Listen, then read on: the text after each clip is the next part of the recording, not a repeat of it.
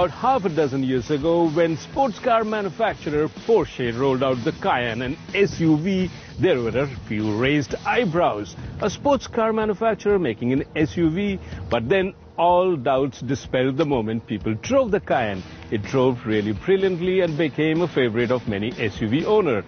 But now it's time for the Cayenne to move over because there's a new kid on the block from Porsche, the Macan here.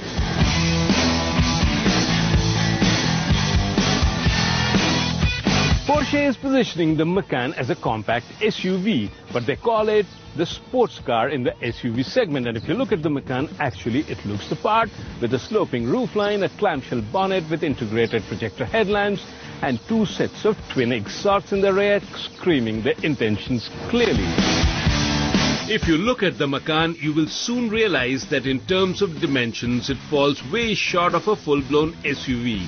But then it is the compact SUV segment which is globally growing at over 3.5% annually, which Porsche obviously wants to target with this compact and sporty SUV. The Macan is definitely going to be the new benchmark in this segment in terms of driving, handling and off-road capabilities.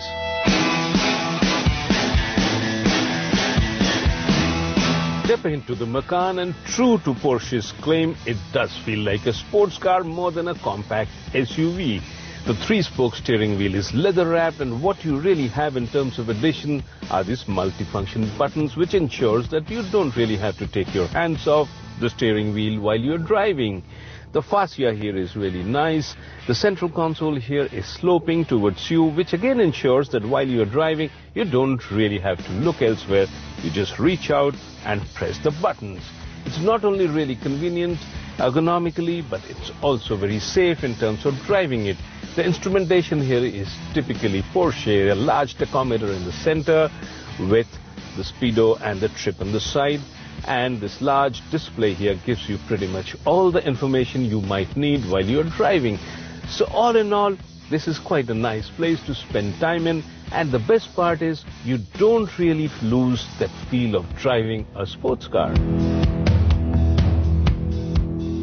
Porsche is very clear that it does not want to deviate from its core business of making top-notch sports car. So all their products, including the SUVs, will have their hallmark DNA, which is great driving dynamics. The Macan doesn't seem to be any different.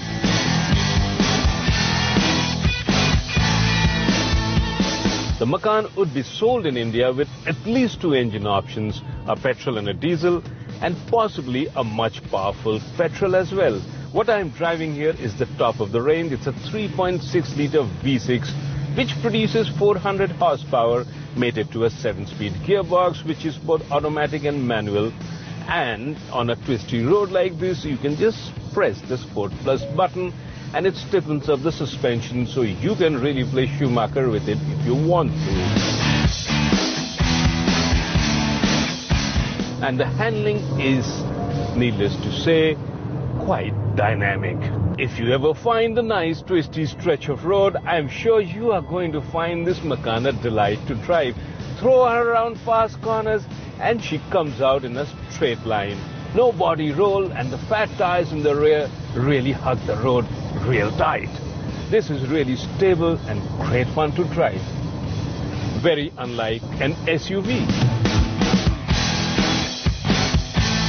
If Porsche intends to turn the SUV market into a sports car one, then I must say they have done an incredibly good job. The Macan does feel like a high-end sports car in an SUV body, which is lean, muscular and athletic. It is the agility of the Macan which takes you by surprise as you push her on the twisties. The Macan sports different size tires in the front and the rear being much wider to provide better grip around corners, while the front is narrower to increase steering response. The Macan also gives you an option of the Sport Chrono package, which not only gives you a centrally mounted stopwatch to keep track of your lap times, but it also brings along features like the Sport Plus mode, which will make the response even sharper, while the Porsche Active Suspension Management System stiffens up the suspension to help you carve the corners even faster. And this can prove to be quite entertaining if you do happen to find an empty stretch of road and you are a keen driver.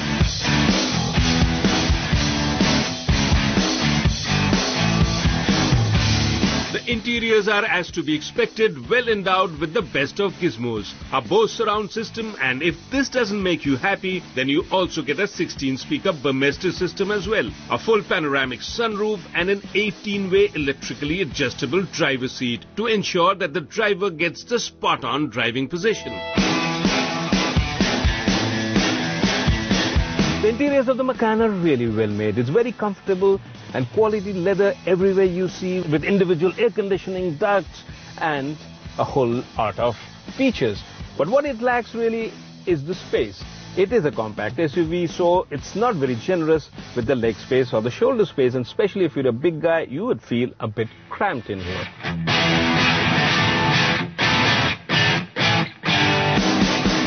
If you pop open the hatch, you'll be surprised to find 500 liters of luggage space, and all of it usable too, as it's flat. Porsche might tell you that this Macan is a sports car of an SUV, but I tell you, an SUV is only as good as she off-roads. The true test of an SUV is how well she does off the road. And now it's my turn to take this Macan off the road and see what she's really made of.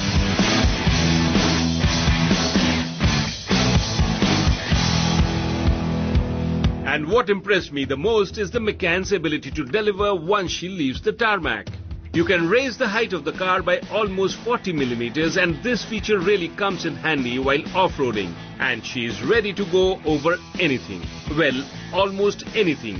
Add to this the all-wheel drive capability with torque vectoring, which automatically transfers the power to the wheels which have retained traction from the slipping wheel to ensure that the Macan maintains a steady grip and tackles the situation with ease. If your intention is to get the better of over feet-deep potholes, which will even put to shame our well-paved pothole roads, or to climb over inclines which are well over 30 degrees, then you need nothing more than the Macan. The hill assist and the hill descent function ensures that the car doesn't roll back or start sliding down, as in the descent mode it controls the speed to 3 kilometers per hour, ensuring the driver has full control.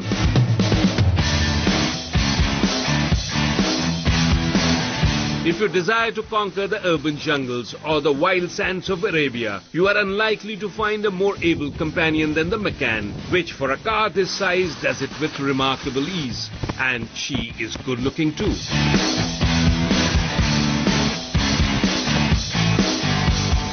After having driven the Macan, I can tell you that there is very little in this car that you can fault her with. She looks great, drives really well, and especially the handling part is just brilliant. But in spite of this, I really doubt that you will see too many of these parked in the individual garage, simply because Porsche is going to price it, as Porsche always does, on the higher side, which will put it beyond the reach of many people.